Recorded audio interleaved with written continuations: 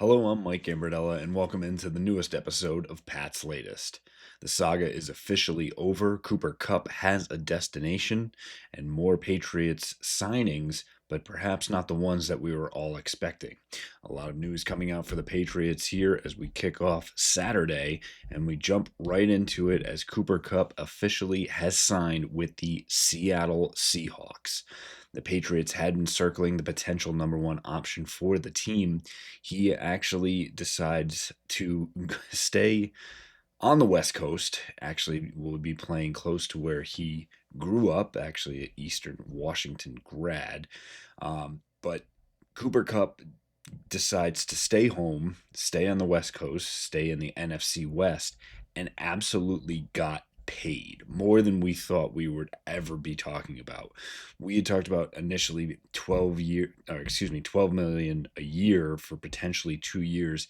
He got the Seahawks up to 15 million in 3 years on that contract, 45 million dollars in total for a 32-year-old wide receiver who has battled injuries and really saw his separation numbers and really quick twitch fall off a little bit. And we knew that that was the case. And we figured for the Patriots, it was be the right situation to bring somebody in that can help educate other guys, be a safety valve for Drake May.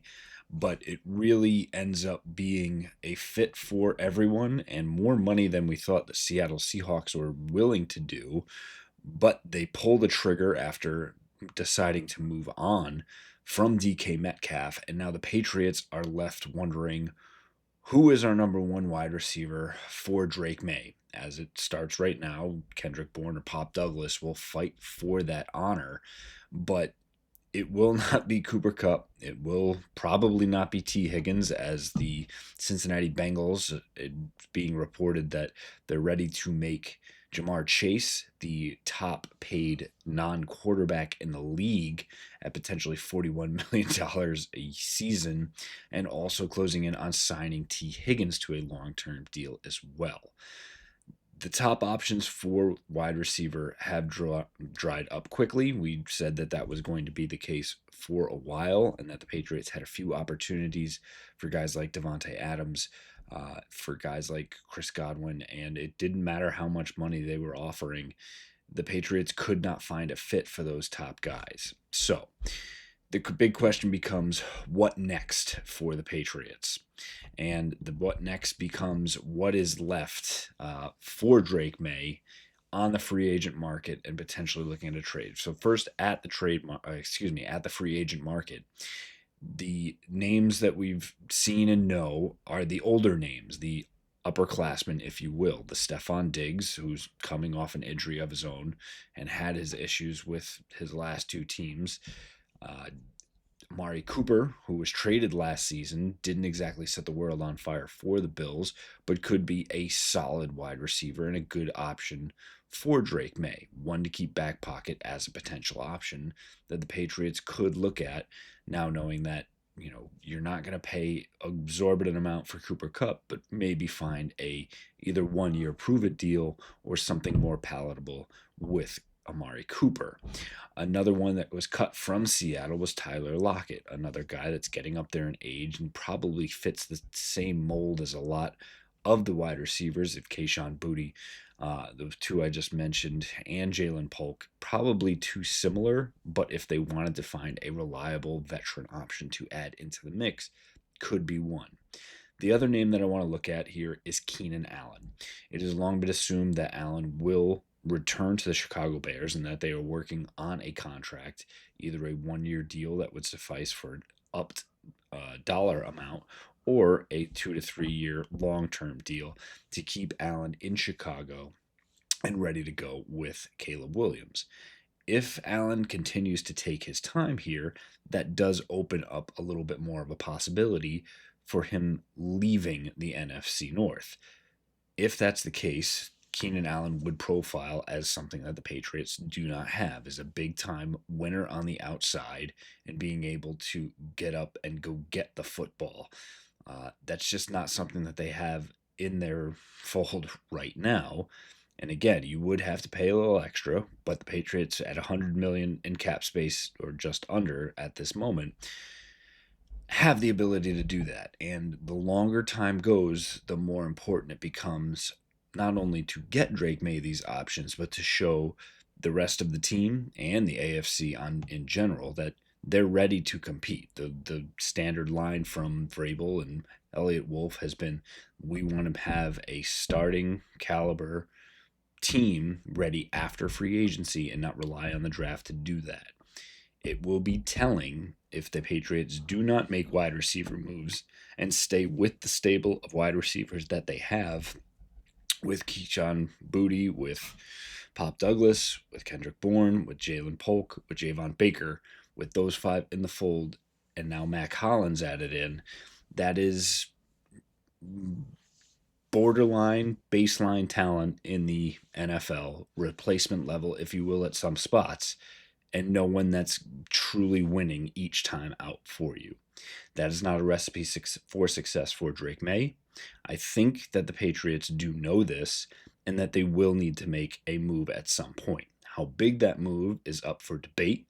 The name that keeps getting thrown around for a while was A.J. Brown because of his ties with Mike Vrabel. And could the Patriots make a big-time swing to go get him if Howie Roseman and the Eagles decide they need to shake up their roster to free up cap space to fill other positions because they feel comfortable enough with someone like Devontae Smith becoming the number one wide receiver option and being able to fill out the rest of their roster through the draft and free agency as well. I do not expect that to happen. I expect the Patriots at this point to make that mid-level to a little bit of a higher, perhaps aging signing, and then addressing in the draft as well. I think Tet McMillan from Arizona still stays at a top option at number 4, and Will Campbell, who we've discussed with his issues with having shorter arms and the Patriots not making moves on that left side of the line quite yet, could be an option. I think the Patriots need to find a way to get 2 first-round picks in this draft to address both things. And if not Tet McMillan, Luther Burden, the wide receiver from Missouri, needs to be in the mix as well. A lot of moving pieces here for the Patriots, and more of that will become clear as more signings are made on the offensive side of the ball. Out of defensive signing, Marcus Epps, the safety from the Las Vegas Raiders, becomes the 8th safety on the Patriots roster. A surprising signing, but perhaps one that can tell us a little bit more than just the 1-year, $4 million signing on the surface. Epps is coming off a torn ACL, which keeps it as a prove-it deal and a lower number. And it's somebody who is actually familiar with Josh McDaniels as well. He was a captain for him with the Las Vegas Raiders, along with Robert Spillane, who is now with the Patriots and their starting middle linebacker. Epps actually had a fantastic season 2 years ago in 2022 with the Eagles. He had a career high, almost 100 tackles and 6 pass breakups. The past 2 seasons with the Raiders, and only played 3 games before that ACL injury, so he's had time to come back from that. Again, a quick look at the safety position. We know Kyle Duggar and Jabril Peppers will be the starters on day 1 if the season were to start right now. Marte Mapu, who has come along and acquitted himself fairly well, there is a chance that the Patriots view him as more of a linebacker and probably could shift him down, as Vrabel has preferred those fast, shifty linebackers in that spot. Again, Del Pettis, the undrafted rookie, who really surprised last year, provides some great depth and versatility at that spot. Jalen Hawkins was re-signed, I should say, as well, but probably profiles more as a special teamer. And Pro Bowler Brendan Schooler is a special teams Pro Bowler, but could play safety as well. And Mark Perry is currently under contract for the roster as well. So that's 8 guys. Again, there could be some scheme fits in there, and there could be a position switch, but this potentially opens up the Patriots to potentially trade someone like Kyle Duggar here as well, if another team has a need and is willing to give up something that the Patriots are looking for. This becomes a trade chip for them, and whether it's an offensive lineman or a wide receiver, keep in mind that that could be an option for the Patriots should they decide to go that way.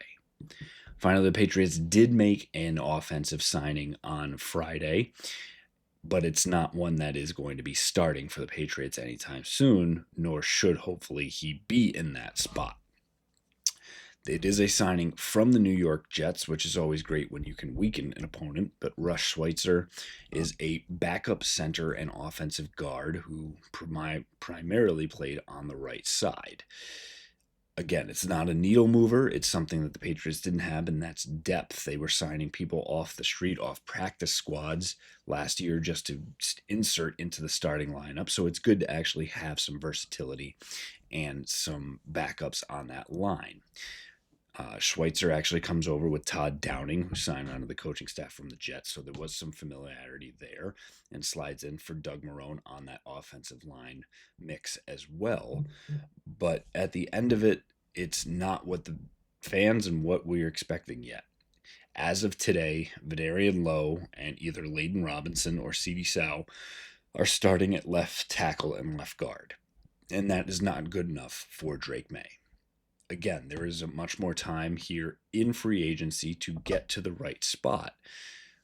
But if the Patriots truly have aspirations of making the playoffs in year one under Mike Vrabel, the left tackle, the left guard, now the center potentially with the retirement of, the cutting of David Andrews. Will monitor to see if he actually announces retirement or if he's able to be healthy enough to actually sign with another team. But the three spots on that offensive line, we'll see if Cole Strange actually can grab that center spot or not, and grabbing a true number one wide receiving option for Drake May. There continues to be work for the Patriots to get done to really turn this roster over and be in a good spot and potentially competing for a playoff or wild card spot before the NFL draft. Because if the Patriots get to the NFL draft and are drafting from need again, do not expect to see them in the playoffs. If the opposite comes true and the Patriots can fill their holes and feel comfortable about the roster that they have constructed and then can add best available in the NFL draft and guys like Abdul Carter, Travis Hunter, Will Campbell, Tet McMillan, and others can hear their names drafted by the Patriots and slot in as rotational players before potentially gathering steam to own the starting role for this team. That is the difference between non-playoff and playoff teams. The Patriots are on the path, but there's still lots of work to be done. We'll continue to have everything from the Foxborough for you. We'll continue to bring you the latest rumors, signings, and everything else. In the meantime, make sure to subscribe for our channel. Give us a like. Get in the comments and let us know if you feel the Patriots are on the right track and who they need to sign to make sure that they either get on or stay on that track. And go back and check out our previous episodes to stay up on all the latest info for the New England Patriots. Fight on, Foxborough.